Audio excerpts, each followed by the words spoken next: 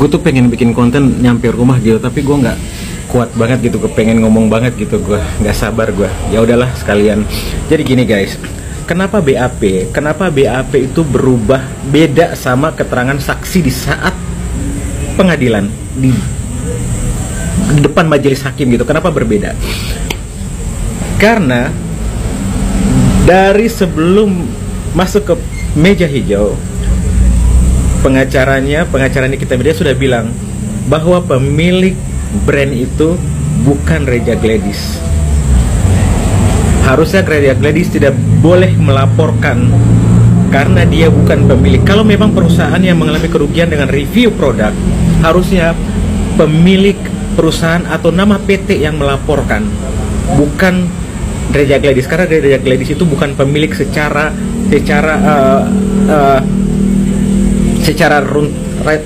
urutan perusahaan itu. Dia bukan di posisi direktur, bukan, atau ownernya itu bukan dia gitu. Jadi agak sulit. Nah, akhirnya mereka loncatlah.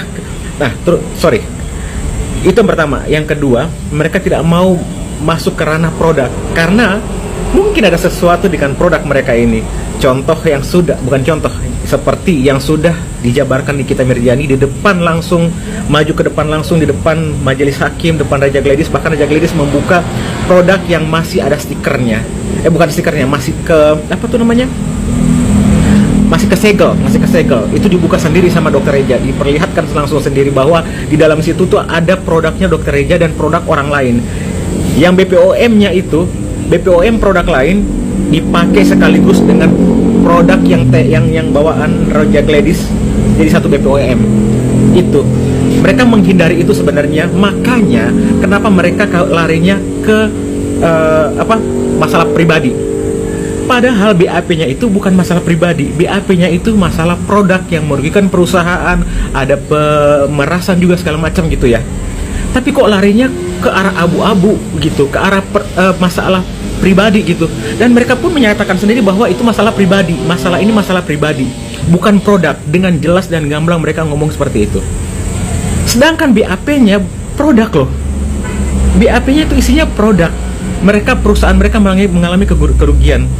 Kok sekarang di depan majelis hakim, saksi 1 dan saksi 2, terutama saksi 2 ya. Saksi 1 itu masih oke lah, masih ada perlawanan oke lah. Saksi 1 tuh. Tapi saksi 2 lebih bubuk lagi, lebih memperjelas lagi bahwa itu masalah personal, masalah pribadi, bukan produk. Bahkan pengacaranya bilang berarti laporan BAP ini harus dicabut. Dia diam. Si suaminya itu diam, saksi 2 tuh diam. Nah, ini tuh kacau banget, kacau. Kalau menurut gue, sidang kali ini telak banget kalah RG sama suaminya. Nikita menang dalam sesi ini. Kita tunggu berikutnya lagi. Dan lucunya adalah perkara kalimat abu-abu, dia marah dengan kalimat abu-abu itu. Ketika ditanyakan, kamu apa itu abu-abu? Dia nggak bisa menjabarkan apa itu abu-abu. Jadi dia marah di satu kalimat yang tidak ada artinya gitu. Yang dia tidak bisa menjelaskan artinya itu apa gitu. Ada orang yang bisa kayak gitu abu-abu gitu. Ketika ditanyakan abu-abu itu apa, dia nggak bisa jawab. Itu tuh seperti kata guru gua dulu, katanya bilang tuh satu kalimat yang rasanya tuh kita mengerti tapi kita tidak bisa menjabarkan apa kalimat itu gitu. Nah, itu istilahnya terasa ada, terkatakan tidak gitu. Nah, itu cermin orang bodoh sih kata guru gua. Mudah-mudahan guru gua masih hidup. Kalau jadinya kayak gini, nggak salah dong gue berpikir bahwa BAP itu dibuat agar supaya minimal Nikita Mirzani ditahan dulu gitu. Nggak salah dong gue berpikir kayak gitu. Karena ketika masuk di persidangan sudah beda lagi, sudah masalah baper aja gara-gara abu-abu monyet gitu.